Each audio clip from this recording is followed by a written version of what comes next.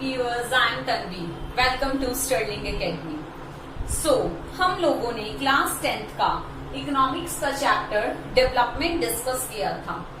इसमें हम लोगों ने डिस्कस किया था प्रिंसिपल्स ऑफ डेवलपमेंटल गोल्स, ये हम लोगों ने डिस्कस किया था। आज हम लोग इंपॉर्टेंट टर्म्स डिस्कस करेंगे जिससे कंपैरिजन करेंगे कंट्रीज का या स्टेट्स का। उससे पहले हम लोग बात करते हैं नेशनल डेवलपमेंट की। नेशनल डेवलपमेंट क्या है? देखिए, different persons could have different as well as conflicting notions of a countries development. Country की डेवलपमेंट के लिए अलग अलग लोगों की अलग अलग कॉन्फ्लिक्ट्स हो सकते हैं। ये जो कॉन्फ्लिक्ट्स हैं अलग अलग हो सकते हैं, मतभेद हो सकते हैं। अब ये कौन डिसाइड करेगा, कौन सही रास्ता दिखाएगा? क्या जो सही रास्ता होगा वो कुछ लोगों के लिए होगा या सभी के लिए होगा?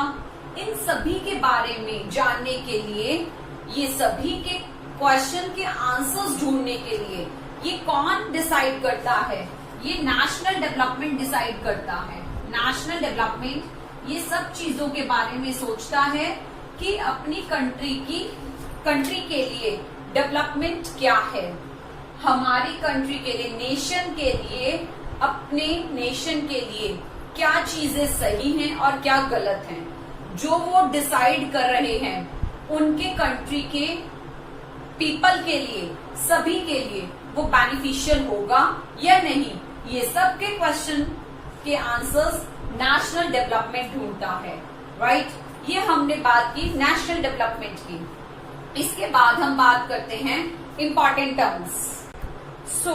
इंपॉर्टेंट टर्म्स में हम लोग सबसे पहले डिस्कस करते हैं when we compare different things they could have similarities as well as differences. उनमें सिमिलैरिटीज भी हो सकती है एज वेल एज उसमें डिफरेंसेस भी हो सकते हैं। So the result depends upon the purpose of comparing. हमारा रिजल्ट जो है वो कंपेयरिंग पर डिपेंड करता है। देखिए, एग्जाम्पल लेकर चलते हैं। आप लोग सोचेंगे कि मैं एग्जाम्पल्स बहुत देती हूँ। एक्चुअली क्या है कि जो पॉइंट होता है एग्जाम्पल के साथ अगर हम कंपेयर करते हैं, उसको कंसीडर करते हैं, तब क्या होता है कि जो समझना होता है वो बहुत इजीली समझ आ जाता है हमें। देखिए example, in a class there have many students. If we have compare these students, then they differ based on height, weight, age, health, knowledge, talent, right? अगर हम लोग एक क्लास के अंदर बहुत सारे स्टूडेंट हैं और हम लोग अगर उनको कंपेयर करते हैं, ठीक है, तो उनकी हाइट में, वेट में, उनके टैलेंट में, उनकी नॉलेज में फर्क आ जाता है, राइट? सभी तो सिमिलर नहीं होते, सारे स्टूडेंट्स तो एक जैसे नहीं होते। यही बात अगर हम क्या करते हैं, कोई क्विज अगर हम लोग कोई ऑर्गेनाइज करते हैं, राइट? कोई क्विज ऑर्गेनाइज करते हैं और तब हम उनको कंपेयर करते हैं उनकी नॉलेज के बेस पर, तब कंपैरिजन माना जाएगा, राइट? अदरवाइज हम जो क्विज है उसके अंदर हाइट को लेकर कंपैरिजन नहीं कर सकते। आप लोग कहें कि क्विज के अंदर हाइट और वेट मैटर करता है, नहीं, हाइट और वेट मैटर उस टाइम पर नहीं करेगा। सेकंड पॉइंट पर चलते हैं। सेकंड पॉइंट कंसीडर होता है फॉर कंपेयरिंग कंट्रीज। अगर हम कंट्रीज की इनकम को कंपैरिजन करते हैं, अगर हम लोग कंट्रीज की इनकम से कंपैरिजन करेंगे तो जिन कंट्रीज की इनकम ज्यादा है वो डेवलप्ड बोली जाती है, और जिनकी इनकम कम है as comparison to developed countries, उन्हें डेवलपिंग कंट्रीज में या अंडर डेवलप्ड कंट्रीज में रखा जाता है। हम लोगों ने पहले क्या डिस्कस किया? हम लोगों ने डिस्कस किया कि अगर हम लोग एक चीज की सिमिलैरिटी देखते हैं तो उसके डिफरेंसेस भी होते हैं। और सेकंड थिंग हमने कंसीडर किया क्या कि एक अगर हम इनकम बेस पर कंपैरिजन करते हैं तो एक कंट्री की इनकम जिसकी ज्यादा है वो डेवलप्ड में कंसीडर होती है और जिसकी कम है वो डेवलपिंग या अंडर डेवलप्ड कंट्री में कंसीडर होती है। अब हम कुछ इंपॉर्टेंट टर्म्स, कुछ डेफिनेशंस डिस्कस करते हैं। इसके बाद बात करते हैं नेशनल इनकम की। National income, the sum of income of all the citizens of a country is called national income.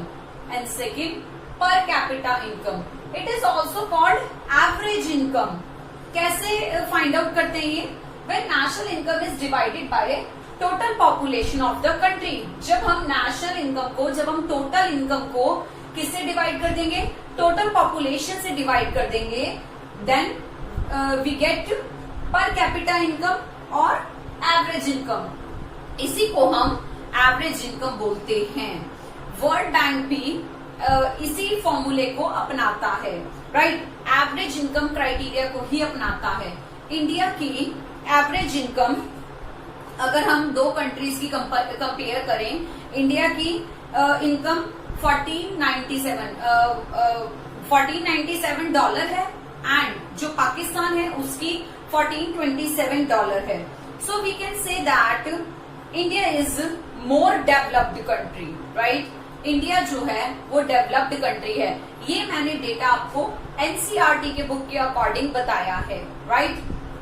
सो अभी हम लोगों ने नेशनल इनकम और पर कैपिटा इनकम डिस्कस किया। नेक्स्ट बारी आती है जीडीपी। अब बारी आती है जीडीपी की।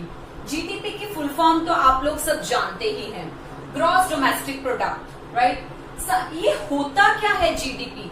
जीडीपी सब यही बोलते रहते हैं, जीडीपी जीडीपी। होता क्या है देखिए, जानते हैं। Sum of all the goods and services produce within a country.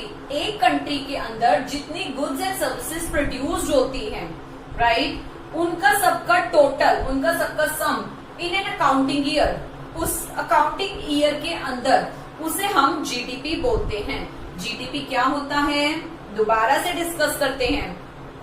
एक कंट्री के अंदर उसी अकाउंटिंग ईयर में जितनी भी गुड्स एंड सर्विसेज प्रोड्यूस्ड होती हैं उन सबका सम, उसे क्या बोला जाता है?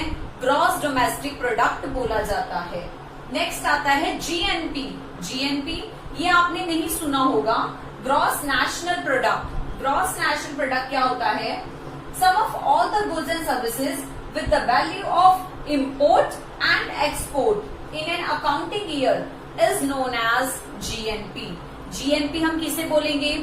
अकाउंटिंग ईयर के अंदर जो गुड्स एंड सर्विसेज की वैल्यू है, इंपोर्ट की एज वेल एज एक्सपोर्ट की, दोनों वैल्यू को जब हम सम करेंगे उन सबका total, that is called GNP, gross national product.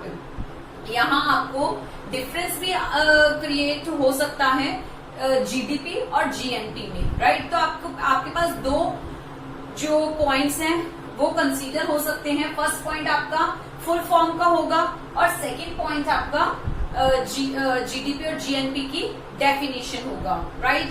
आप इसको अपने ओन एग्जाम्पल से भी थर्ड पॉइंट क्रिएट कर सकते हैं। आप कोई भी डिजिट्स लेकर उसका क्वेश्चन क्रिएट कर थर्ड पॉइंट क्रिएट कर सकते हैं।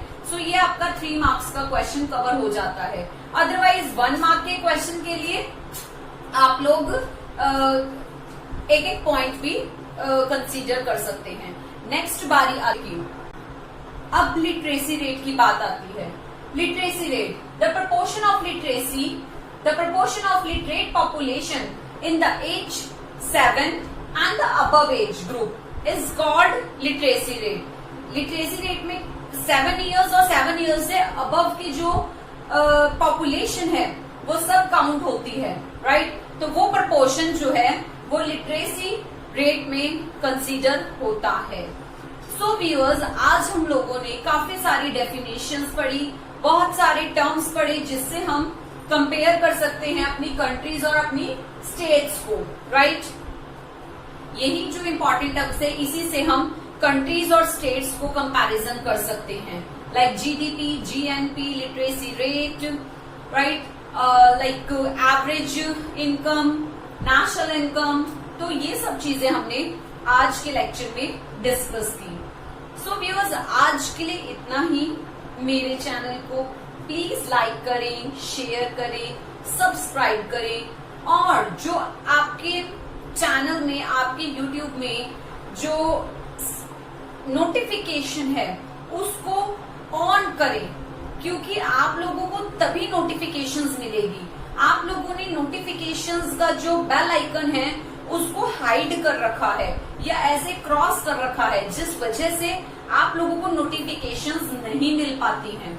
तो प्लीज उसे भी ऑन करें ताकि आपके पास नोटिफिकेशंस मिलती रहे जो मैं वीडियोस डालती हूँ। सो व्यूअर्स, आज के लिए इतना ही। Thank you.